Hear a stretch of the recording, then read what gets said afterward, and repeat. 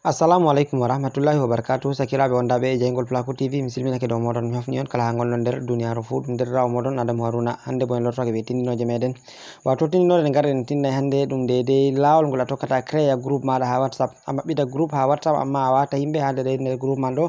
To ɗum groupe dedei je hirde non, to dedei ko marɗa haje fu ni ɗuɓɓe ɗo ƴamtomi dedei ko larani no ɗum créirta groupe je WhatsApp. En andi créugo groupe je WhatsApp kan ɗum hunde hoyde dedei ha on anduɗo no ɗum créirte. Ɗuɓɓe nder meɗen ɗo andi no ɗum créirta groupe je WhatsApp e ɗo créa bo, amma woɗɓe nder meɗen andano ɗum créirta. ɓeɗo inanami ƴamɗe man ɗo, miɗo waɗa vidéo mi yerɓana ɓe mi holla ɓe. Bon mi tawi nde yimɓe ɗo ƴama banni man ɗo ɓurna fu mi wi'a accu mi waɗa vidéo musamman dow majum mi yerɓana en ha YouTube heɓa ɗum ɓura hoytingo. To goɗɗo ƴami ni vidéo mai ngol ha YouTube a lara ngol tan. Ngam mai ɗo ɓen ɓe andano ɗum créirta groupe man fu da tindinore mai ɗo dedei ɓe anduɓe no ɗum créirta bo kabde dedei vidéo mai ɗo on gaɗana ngol ko like e non kabde on accana min commentary heɓa ɗum encourage amin. Ngam mai ɗo arande man ɗo ni to a wari a nastai ha nder WhatsApp maɗa.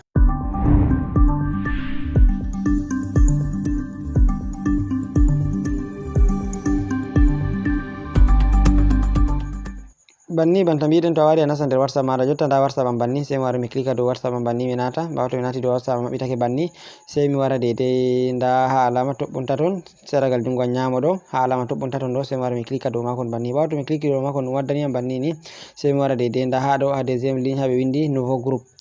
Yawa ça dépend de WhatsApp je naftirta. Ɗum WhatsApp business mi naftirta, ha lari ha deuxiéme ligne ɗum waddani am. To ɗum ha GB WhatsApp ɗum wawan ɗum waddama ko ha troisiéme ligne ko ha quatriéme, ça dépend de WhatsApp je naftirta. A tawa ha ɓe mbindama nouveau groupe tan, sai a wara clica dow majum banni. Ɓawo to a clici dow majum déjà a lari ɗum waddanima nda contact ji yimɓeji ma fu ɗo, ɗum pat ɗum contact ji yimɓe am ɗum waddani am. Jotta sai mi sufta groupe wa ngama ngam mi yiɗi mi créa kam moye be moye mi yiɗi mi wata ha groupe man ɗo. Kala mo mi yiɗi watugo fu sai mi sélectionna numéro muɗum, exemple banni ɓeɗo ɗo ɓe pat on lari miɗo sélectionna. Bon jotta nde mi fonda exemple on tan mi waɗan tan accu mi waɗa. To a mari haje ma, to yimɓe ɓe giɗɗa watugo nder groupe ma a yiɗi a ɗaɓɓita ɓe isin contact ji maɗa ɗuɗi hedde ko a hefta numéro ji maɓɓe ɗum yernete bone, sai a wara dedei nda ha alama kuje recherche ɗo, sai a wara clica dow majum banni. Ɓawo to a clici dow majum sai a winda numéro goɗɗo mo a yiɗi watugo ha nder groupe mai. Jotta misalu mi wawan mi wara mi fuɗɗa windugo inde mai, jotta accu mi hosa ngadu. Jotta nda misalu nda numéro ha kaɗo ɗo, nda numéro ha kaɗo ɗo be kaɗo ɗo mi yiɗi mi wata ɗi, sai mi wara mi mema dow maji tan banni mi hosa mi loro mi waɗa recherche numéro ha ngota mai.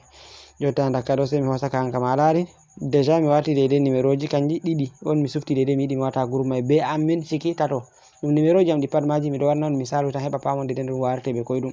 To a waɗi a clici dow maji a timmini ni, sai a wara nda flèche en bleu seragal jungo a nyamo ɗo, sai on gara on clica dedei dow flèche man ɗo banta je mi shappani on ɗo ni. Nda flèche mai tan mi sai to mi itti kuje ɗo ndaron ɗum boɗɗum, sai a clica dow majum banni. Ɓawo to a clici dow majum déjà a lari ɗum waddanima. Ɓawo nde ɗum waddanima ɗo sai a wara a winda dedei inde groupe man, nda ɗo a winda inde groupe mai, nda ɗo bo babal watugo photo profile. E tammi on pami boɗɗum, sai mi wara dedei arande babal windugo inde groupe man, sai mi wara mi clica dow majum. Inde groupe mai no mi yiɗi mi winda, sai mi winda dedei no fottani am fu. Masalan mi wawan mi winda ko Placo 24.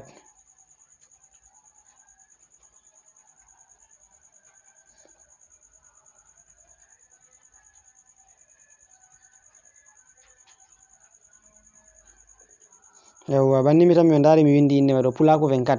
min gadu jotta kam inde man misalu waɗi banni. Nda babal to a wodi dedei emoji ji a yiɗi hosugo a wara waɗa nda kungel woni, to a yiɗi wodi ko giɗɗa waɗugo sai a wara hosa dow majum. To ɗum a sufta dedei ko waɗanma fu, to ɗum drapeau to ɗum ɗo mi wawan mi sufta nda drapeau Cameroun banni Placo 24, sai mi waɗi dedei alama drapeau Cameroun banni to waɗaniyam. Sai mi wara dedei nda ha alama ɗo, sai mi wara mi hosa dedei mi sélectionna photo profile, mi tammi on ndari ha mi wanni en alama ɗo, sai a clica dow majum. Ɓawo to a clici dow majum ɗum waddanima, sai a wara sufta dedei babal galerie maɗa banni, sai a clica dow galerie. Ɓawo to a clici dow galerie ɗum waddonete photo ji fere fere, a sufta photo je fottanma tan jotta kam dedei ha heɓa ha wata ɗum ha profile maɗa.